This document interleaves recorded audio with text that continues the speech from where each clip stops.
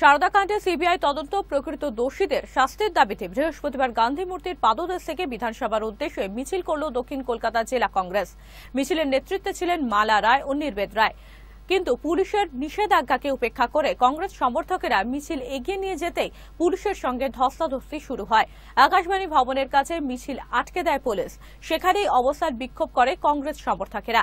পরে সমর্থকেরা ব্যারিকেড ভেঙে এগোনোর চেষ্টা করলে তাদের গ্রেফতার করে পুলিশ।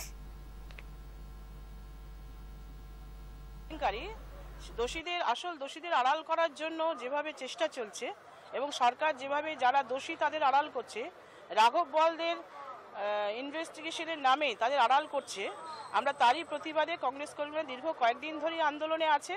আজকেও এই জঙ্গি আন্দোলনে তারা সামিল হয়েছে। দক্ষিণ কলকাতা জেলা কংগ্রেস গত কয়েকদিন ধরে বিভিন্ন ইস্যুতে এই সারদা কেলেঙ্কারি নিয়ে বিভিন্ন প্রোগ্রামে তারা অংশগ্রহণ করেছে।